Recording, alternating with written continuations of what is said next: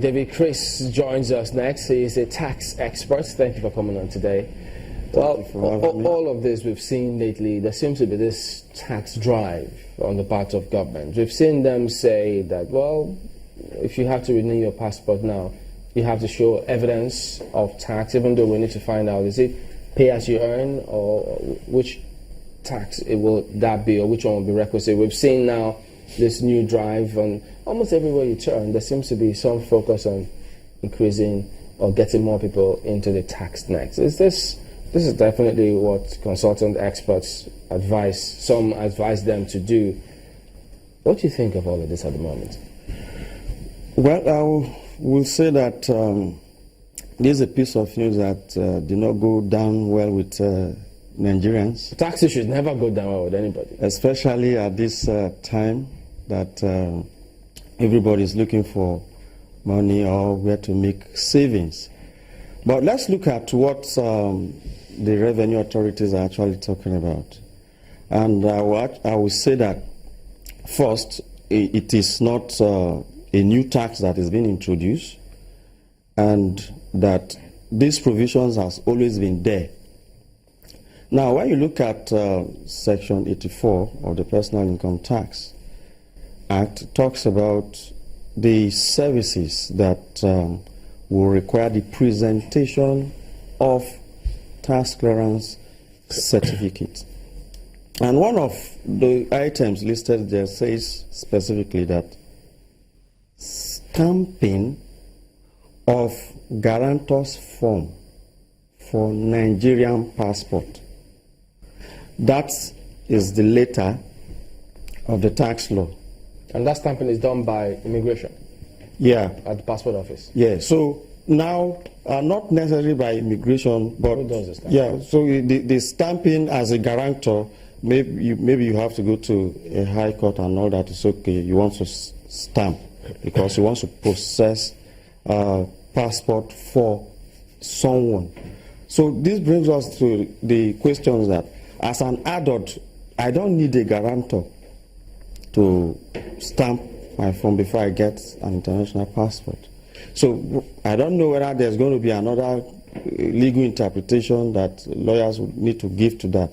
But looking at what the announcement says and what the tax law says, there is a need for clarification and how these things are going to be implemented. Now, I've said that this law has been there for a while, and it's not that the past tax administrators didn't know that it was there, but how do you implement that? For students who just need a passport, people who are prospecting to see how they can, maybe there are greener futures or whatever thing they can do, this definitely will be a bottleneck for them. And a cursory analysis of people who actually travel out of this country and uses international passport, they do pay their tax anyway. So when I look at the whole of this, I don't think it's actually an innovative process. You don't think it will add to, it won't increase the purse? I don't think so, because people who apply for visas, most of those embassies, you have to show proof that you have actually paid tax. Now, what I will say about this announcement is that it will actually cause an entrapment. That is, you bring out these policies such that you now have a lot of fake tax clearances being coming out.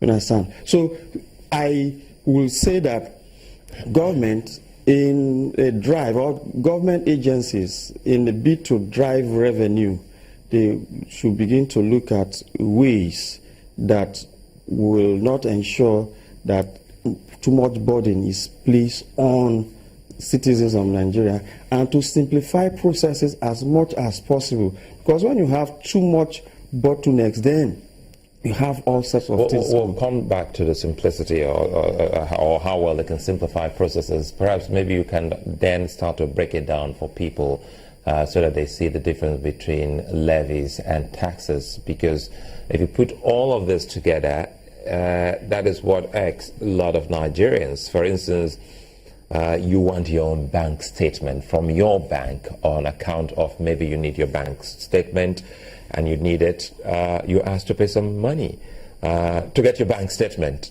And even when you can get it online and you print it and you bring it to them just for them to append their stamp, it still doesn't suffice. That's on the one hand. And you move on to so many other places, you get to pay some form of levies.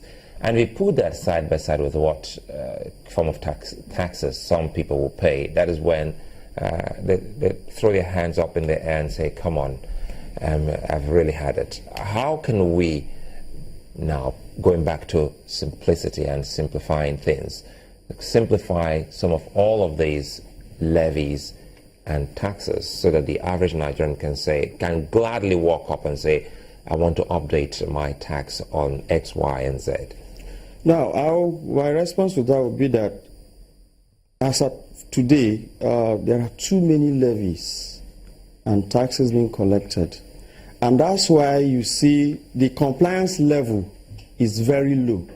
Because when you have so much to pay, people tend to become selective and try to dodge as much as possible.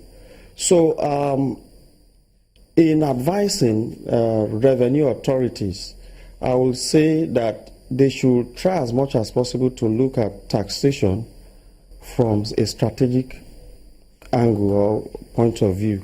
And what I mean strategic is that, you see, revenue generation is just an operational aspect of taxation. Taxation as a full-scale policy is much wider than revenue generation. Right now we are in a recession. You can actually use the tool of taxation to reinflate this economy. You can actually use taxation to influence other policies.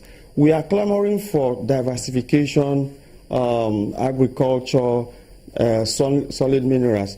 You use taxation to actually improve those other sectors. I give you a simple example.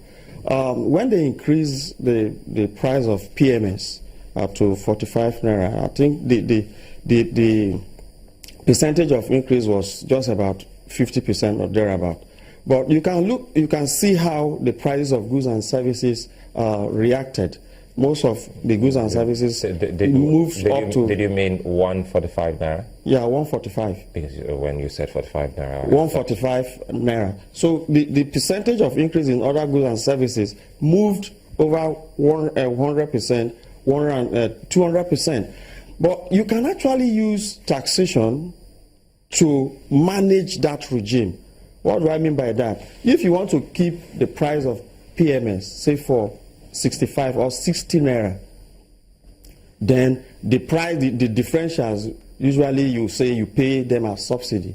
Now, when you remove subsidy as cash subsidy, you can also replace that cash subsidy with tax incentive by looking at that value chain, the value chain of people involved in provision of that service.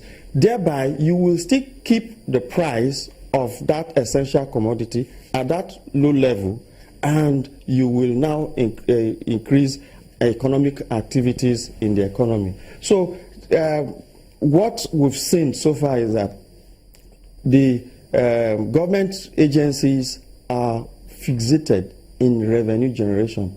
And when people become so fixated in revenue generation, they lost the foresight of expanding the capacity of their resources. So for now, especially at this period that we are in a recession, it offers us that opportunity to actually look at how we can reorganize the legal framework of this country in various strata, how we can organize our policies and laws to create prosperity for this nation.